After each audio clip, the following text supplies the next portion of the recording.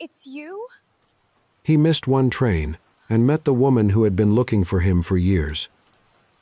At 7:58 p.m., Adrian Brooks ran into Seattle's King Street station, with one hand gripping his suitcase and the other holding a phone that would not stop buzzing.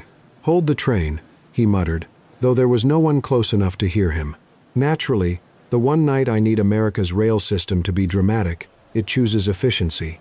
He reached Platform 3, just as the final boarding announcement faded into static. The doors began to close. "No, no, no, wait." Adrian lifted one hand. The conductor saw him. The conductor also did absolutely nothing. The doors sealed shut. 2 seconds later, the last train to Portland pulled away from the platform, carrying his overnight connection, his perfectly planned schedule, and possibly a $40 million architecture contract with it. Adrian stood there, breathing hard, watching the red taillights disappear into the wet Seattle night. His phone buzzed again. "New York office. Where are you?" He stared at the message, then at the empty track, then back at the message. "I am," he said to no one, experiencing public transportation betrayal. Adrian Brooks was 33 years old, the founder and CEO of Brooks & Vale Design, one of the fastest-growing architectural firms on the West Coast. His company designed boutique hotels, luxury apartments, private homes, and the kind of buildings that made magazine editors use words like timeless and visionary. He was wealthy, polished, sharp in a tailored charcoal coat, the sort of man who could make a delay sound like a strategic adjustment. But tonight, he was just a man who had missed the last train, and he hated that more than he wanted to admit. He had a contract meeting in New York in 2 days. The Portland stop was supposed to connect him to a private client event, then a flight. Every hour mattered. Every delay created problems. Adrian had built his life on being early to opportunities, early to success. Late was for people who did not prepare. Apparently tonight, late was also for him.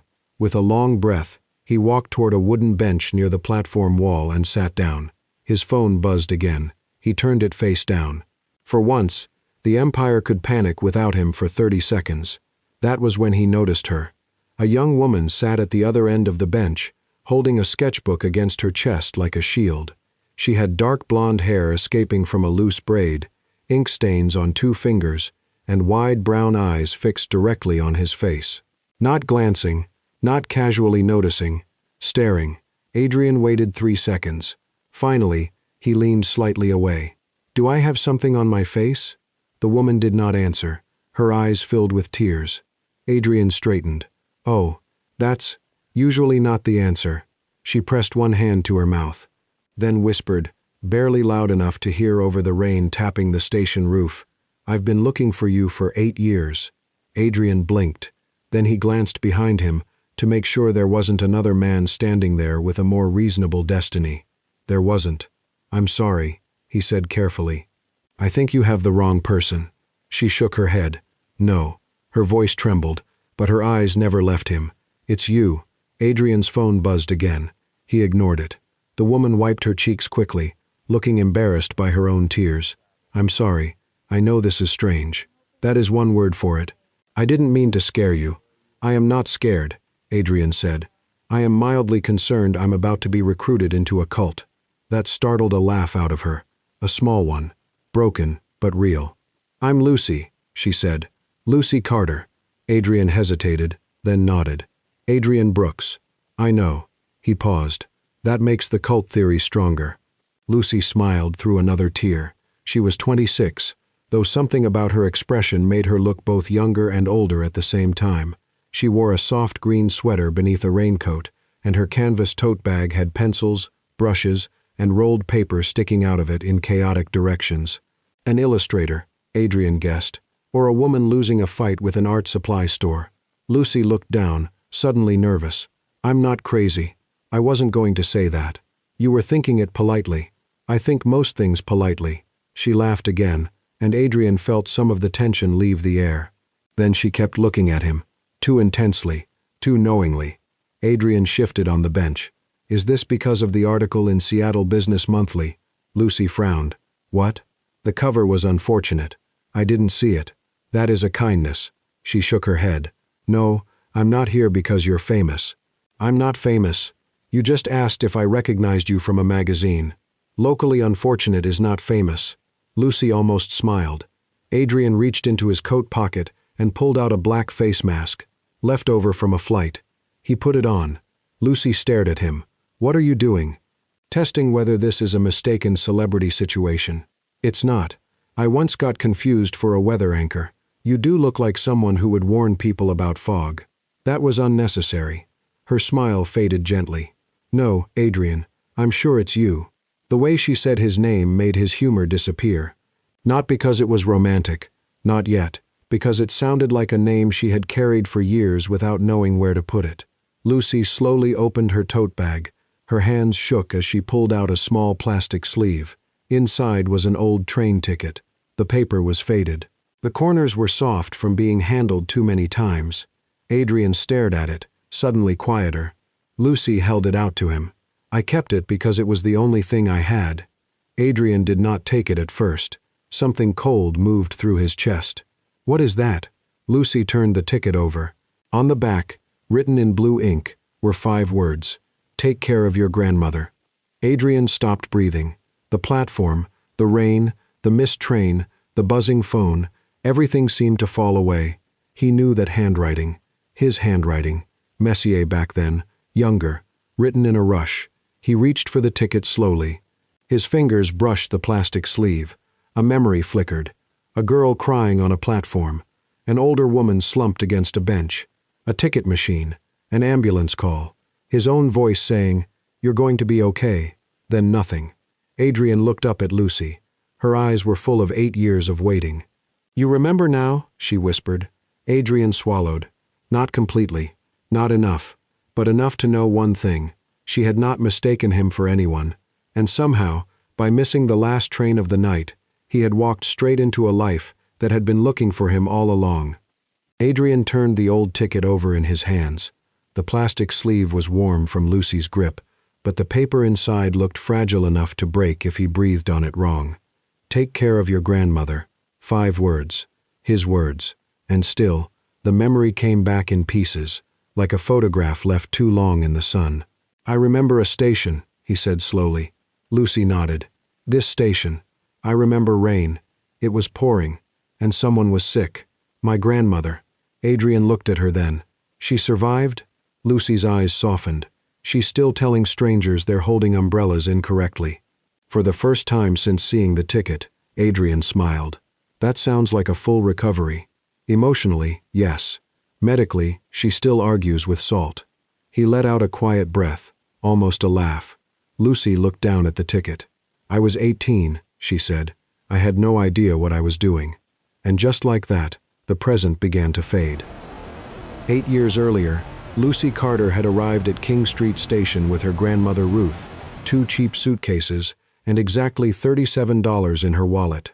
They were supposed to take the evening train to Portland.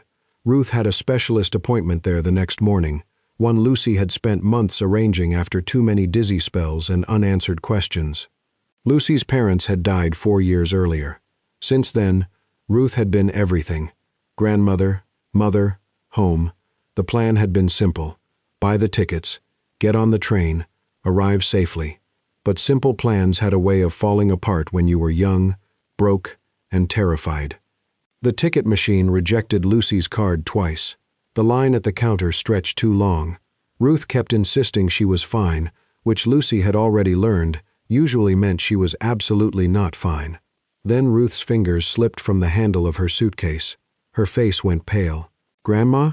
Ruth took one uneven step, then collapsed against the wooden bench. The world became noise. Lucy dropped beside her. Help! Please! Someone help! People looked. Some slowed. One man frowned as if illness were an inconvenience. A woman whispered, "Should we call someone?" But no one moved fast enough. Lucy tried to remember what to do. Was she supposed to lift her grandmother? Keep her still? Call 911? Buy the ticket? Find the platform? Her hands shook so badly she could barely unlock her phone. Then a young man in a dark coat appeared beside them. He could not have been much older than 25. His hair was damp from rain. His tie was loosened. He looked like someone who had been running from one problem and accidentally found a more important one. "What happened?" he asked. "I don't know," Lucy cried. She just fell." The man knelt beside Ruth and checked her breathing with a steadiness Lucy would remember for the rest of her life. "What's her name?" "Ruth. Ruth," he said gently.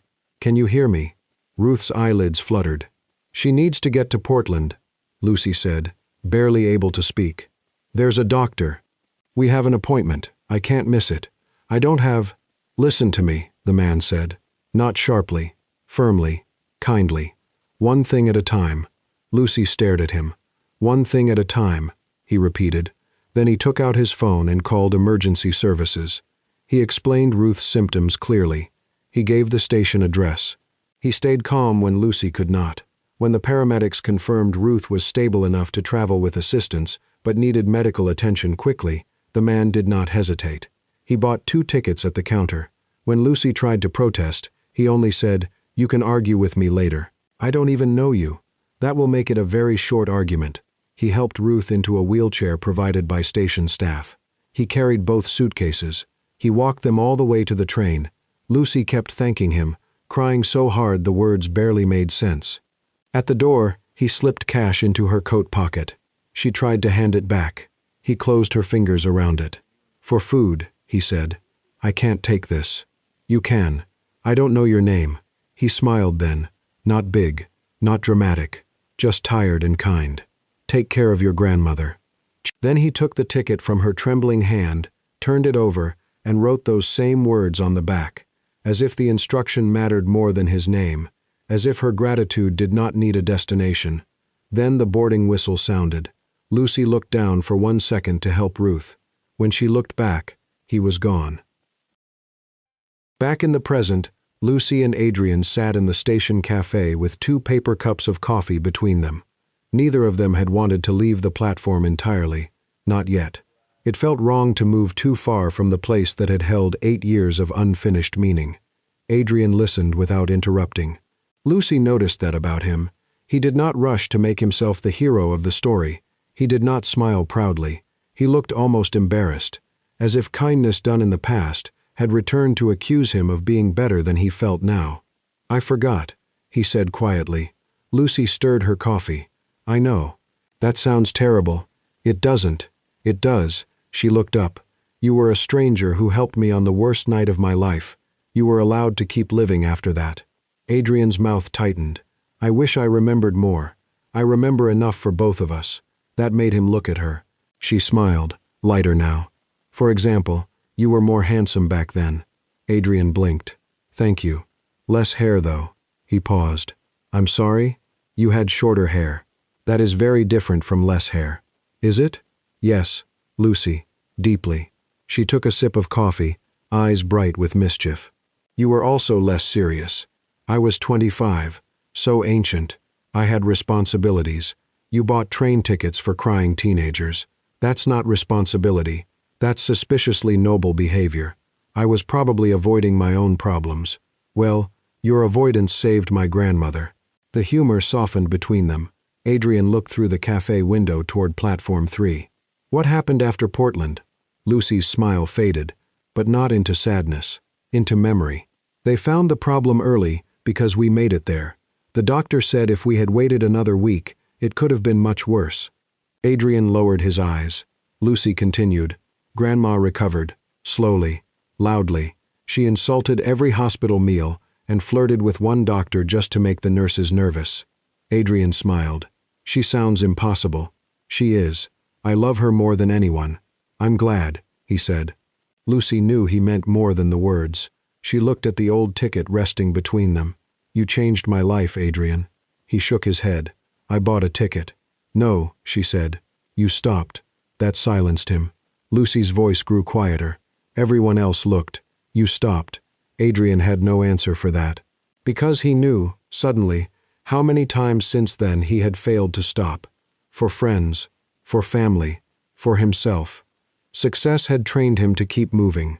Lucy was telling him that the best thing he had ever done had been standing still for someone who needed him. There was one more thing she had not said. Adrian saw it in the way her fingers touched the plastic sleeve. "What is it?" Lucy let out a nervous laugh. "You're going to think it's strange." We passed Strange 15 minutes ago. Fair. She looked toward the platform.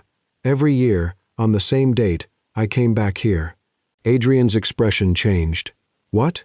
Not all day. Just for an hour or two. Lucy, I know. She smiled, embarrassed now. It sounds ridiculous. No, he said softly. It doesn't. I told myself I was just honoring the night, remembering how close I came to losing her. But the truth is, I hoped I'd see you. Adrian stared at her. The cafe noise faded. I came when I was 19, then 20, then 21. Sometimes I brought sketches, sometimes coffee. Once Grandma came with me and yelled at pigeons for stealing a muffin. Lucy laughed under her breath. But you never came. Adrian could not look away from her. 8 years. 8 years of contracts, meetings, airports, deadlines, buildings, awards, and numbers. And every year, somewhere inside the same city, a woman had returned to a train station, hoping to thank a stranger he had forgotten being. I didn't know, he whispered. I know. Her eyes shimmered again, but this time she did not cry. I wasn't looking for money or a favor or some grand romantic destiny. She touched the ticket. I just wanted to tell you that my grandmother lived, that I became an illustrator because, after that night, I started drawing every kind stranger I saw, that when life got hard, I kept this ticket to remind myself people can still stop. Adrian's throat tightened. Lucy smiled gently. And I wanted to say thank you. For once, Adrian Brooks had no clever reply, no dry joke, no polished sentence. He only sat there, stunned by the weight of being remembered. Then, quietly, he said, I'm sorry I took 8 years to miss the right train. Adrian did not go to Portland that night, nor did he call for a private car, nor did he ask his assistant to rearrange the world around his inconvenience, which was apparently what his assistant expected, judging by the 7 messages, 3 missed calls, and 1 text that simply read, Are you alive or networking? Instead, Adrian sat across from Lucy Carter in the station cafe until the employees started stacking chairs around them. He should have been planning damage control. He should have been furious about the missed connection. He should have been thinking about New York, contracts, clients, and the kind of numbers that made men in suits forgive almost anything. But when Lucy stood and carefully slipped the old ticket back into her tote bag, Adrian heard himself say, Can I meet her? Lucy paused. My grandmother? If she's willing. She will ask if you're married within the first 4 minutes. I can withstand interrogation. She once made a mailman cry. Then I'll bring coffee as a peace offering. Lucy studied him, searching for the polite excuse. She didn't find one, so the next afternoon, Adrian Brooks stood on the porch of a small blue house in Fremont, holding a pastry box like a man presenting documents before a very powerful judge. Lucy opened the door and stared at the box. You brought cinnamon rolls? I was told your grandmother likes them. She does. Good. She also has diabetes. Adrian looked down at the box. Then I have brought emotional danger. Lucy burst out laughing. From inside the house, an elderly voice called, If he makes you laugh, let him in before he changes his mind. That was how Adrian met Ruth Carter properly. Ruth sat near the living room window with a knitted blanket over her knees and the commanding presence of a woman who had survived illness, grief, bills, and bad casseroles. She looked Adrian up and down. So you're the train boy. Adrian nodded solemnly. I have been called worse. Rich now. Lucy closed her eyes. Grandma. Adrian answered anyway. Comfortable. Ruth snorted. That means rich with manners. Lucy looked mortified. Adrian looked amused. For the first time in years, he stayed somewhere without checking the time.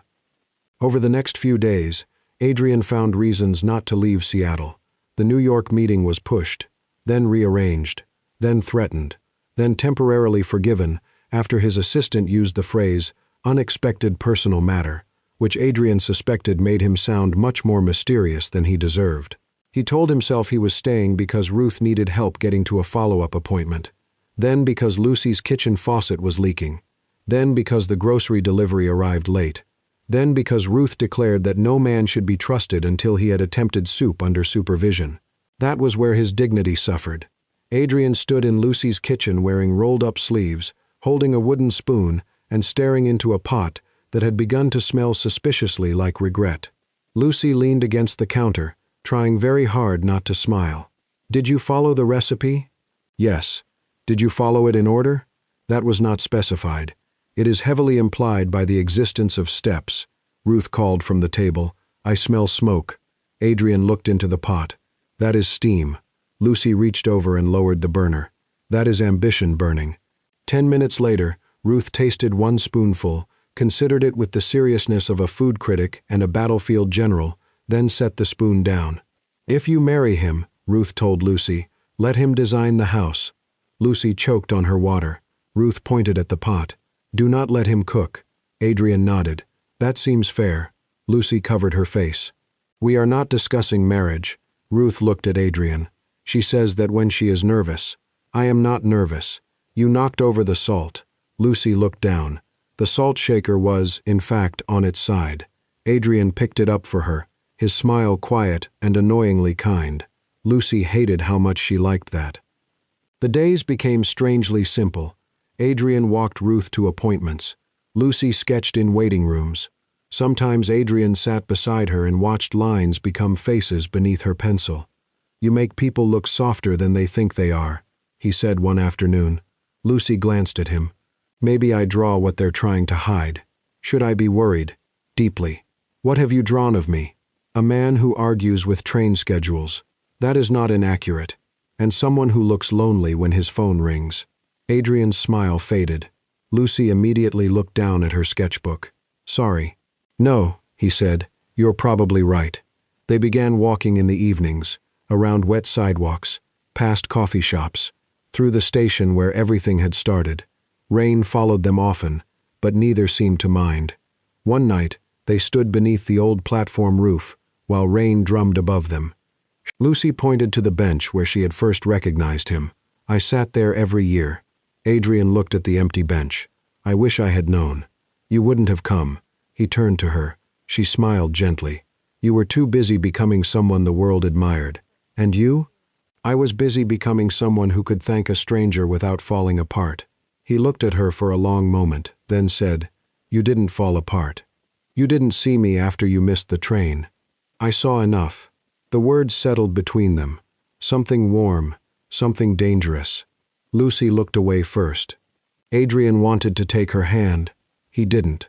Not because he didn't want to, because for the first time in his adult life, he cared enough not to rush something, and that realization shook him. He was falling in love with her, not dramatically, not all at once, but in small, terrifying increments. The way she laughed when embarrassed, the way she cared for Ruth without making it look like sacrifice, the way she remembered kindness like it was a map home. Adrian had spent years designing buildings. Lucy made him wonder if a life could be redesigned too. Then the call came. He was sitting in Lucy's kitchen, badly peeling potatoes, while Ruth supervised like a disappointed queen, when his assistant's name flashed across his phone. Adrian stepped into the hallway. The voice on the other end was tight. The New York client moved the presentation up. "If you are not on a plane tonight, we lose the contract." Adrian closed his eyes. "How much?" A pause. "Potentially 40 million over 5 years." He looked back through the doorway. Lucy was laughing because Ruth had apparently accused his potato of dying without dignity. The sound reached him like sunlight. His assistant continued, "Adrian, I know this week matters to you for whatever reason, but this is not one we can miss." By the time he returned to the kitchen, Lucy already knew. Maybe from his face. Maybe because she had always been too good at seeing what people tried to hide. "You have to go," she said. Adrian slipped the phone into his pocket. "I haven't decided." "Yes, you have. Lucy, you built something important. Don't lose it because of me. It's not because of you." She smiled, but it trembled at the edges. "That's kind, but go." Ruth was quiet now. For once, she did not make a joke. Adrian looked at Lucy, wanting her to ask him to stay, hating himself for wanting it, but she only stepped closer and adjusted the collar of his coat with hands that shook slightly. "Don't miss this one," she whispered. The words hurt more than they should have. Adrian left for the airport 20 minutes later. Lucy stood at the window and watched the car pull away. She told herself this was how the story was always supposed to end. A missed train, a few borrowed days, a thank you finally delivered. Then the rich man returned to the life he had built, and the woman who had searched for him for 8 years learned, quietly, to stop looking. Adrian boarded the plane with his coat over one arm, and Lucy's goodbye still sitting heavy in his chest. Don't miss this one. The words should have made sense. This flight mattered. The client mattered. The contract mattered. For years, Adrian had trained himself to measure life by what could be secured, signed, expanded, and protected. The plane taxied slowly away from the gate. His assistant had already sent the revised presentation. His partners had texted relief. Everything was back on track. So why did it feel like he had boarded the wrong life? Adrian reached into his coat pocket for his phone. Instead, his fingers touched paper. He pulled out the old train ticket. Lucy must have slipped it into his pocket before he left. On the back, his younger handwriting stared up at him. Take care of your grandmother. Beneath it, Lucy had added a new line in softer ink. Thank you for stopping. Adrian stared at those words until the cabin blurred. A memory came then, not of the station, of his mother. Years ago, when Brooks and Vale was still nothing more than a rented office and unpaid bills, Adrian had told her he needed to chase every opportunity before someone else took it. His mother had smiled sadly. One day, she had said, the most precious thing you receive won't be the thing you were trying to catch. He had been too young to understand. She had touched his cheek and finished. It will be the person who never gave up trying to find you. The plane stopped near the runway. Adrian's chest tightened. He pressed the call button. The flight attendant approached. Sir, I need to get off this plane. Her smile froze. I'm sorry? I can't take this flight. Mr. Brooks, we're about to depart. I know. His phone buzzed. New York, his assistant, his partners, the life he had been trained to choose. Adrian looked once more at the ticket, then said quietly, I'm about to miss the right flight. 40 minutes later, Adrian was in the back of a car, racing through Seattle rain. He called Lucy. No answer. Called again. No answer. By the third call, fear moved through him in a way business pressure never had. When the car turned onto her street, Adrian saw the flashing lights before he saw the house. An ambulance stood outside. The front door was open. Paramedics moved quickly across the porch. Adrian was out of the car before it fully stopped. Lucy stood near the steps, pale and shaking, one hand pressed to her mouth. For a moment, Adrian saw her not as she was now, 26 and brave and stubborn, but as the 18-year-old girl on the platform, terrified of losing the only family she had left. Lucy. She turned. Her face broke. Adrian? He reached her just as her knees almost gave out. He caught her by the shoulders. What happened? She couldn't breathe, Lucy whispered. She was joking about your terrible soup, and then she couldn't. Her voice collapsed. The paramedics rolled Ruth out on a stretcher. Ruth's eyes were closed. Oxygen covered her face. Lucy made a sound Adrian would never forget. He took her hand. I'm here. She shook her head, panic rising. The hospital. I don't know what to do. I can't think. Yes, you can. I can't. Adrian looked into her eyes. One thing at a time. The same words. From 8 years ago. Lucy froze. Then a sob caught in her throat. Adrian squeezed her hand. Get your coat. I'll ride with you. You don't have to. I know. The answer came without hesitation. I'm staying. This time, he did not disappear after helping. This time, he did not leave her with a ticket and a sentence. This time, when the ambulance doors closed, Adrian climbed in beside Lucy and held her hand all the way to the hospital. The emergency room smelled like antiseptic and fear. Doctors asked questions. Nurses moved quickly. Lucy answered what she could. Adrian filled in what he had heard. When Lucy's hands shook too badly to sign the intake papers, Adrian placed his hand over hers, not taking control, just steadying her enough to write. Hours passed. No one knew how many. Rain slid down the hospital windows like long silver threads. Lucy sat beside Adrian in the waiting room, wrapped in his coat because she had forgotten her own. She was fine this morning, Lucy whispered. Adrian nodded. I know. She complained about the neighbor's dog. That sounds healthy. She told me my hair looked tired, also healthy. Lucy let out a broken laugh, then covered her face. I can't lose her. Adrian turned toward her. For once, he did not offer a solution. No money, no connections, only presence. Only truth. I know, he said softly. Lucy leaned into him then. Not because everything was safe, because he was. A doctor finally came out just before dawn. Ruth was stable, not out of danger, but stable. Lucy stood too quickly, and Adrian caught her elbow. The doctor explained carefully. A cardiac complication, more tests, a long recovery if the night went well. Lucy nodded through tears, trying to be strong until the doctor walked away. Then she turned to Adrian and broke completely. He pulled her into his arms. She clung to him like the last solid thing in the world. 8 years ago, she cried, you saved my grandmother.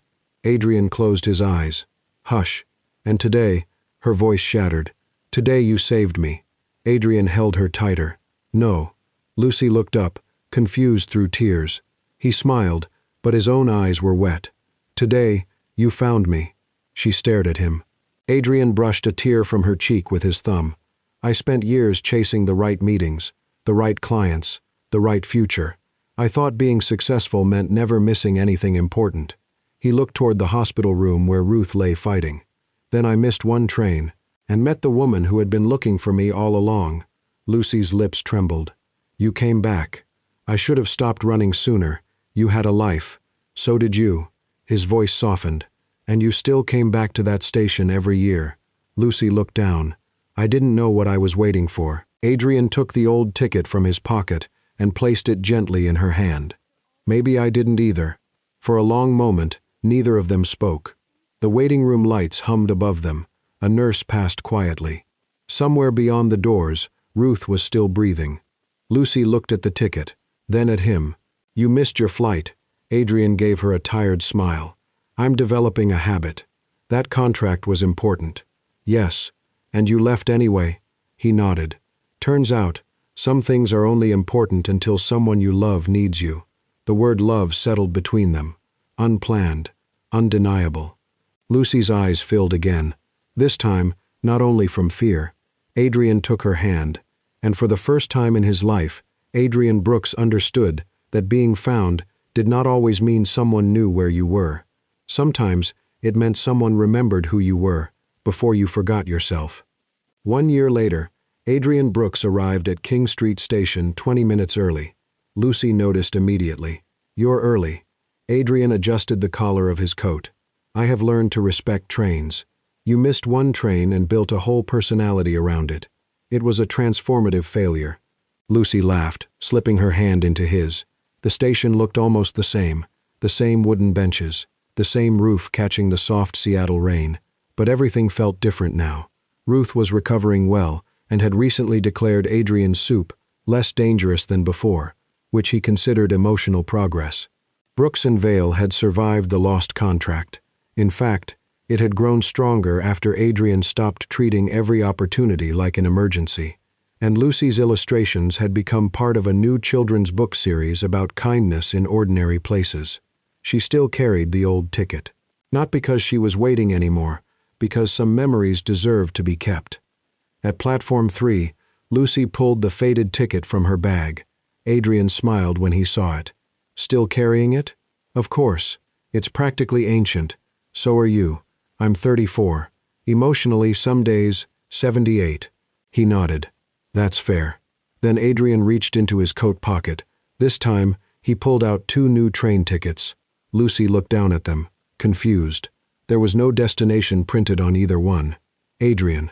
Yes? Where are we going? He smiled. That part doesn't matter. Lucy looked up. It absolutely matters to transportation employees. It matters less to me now. He stepped closer. As long as I'm not missing the train with you on it.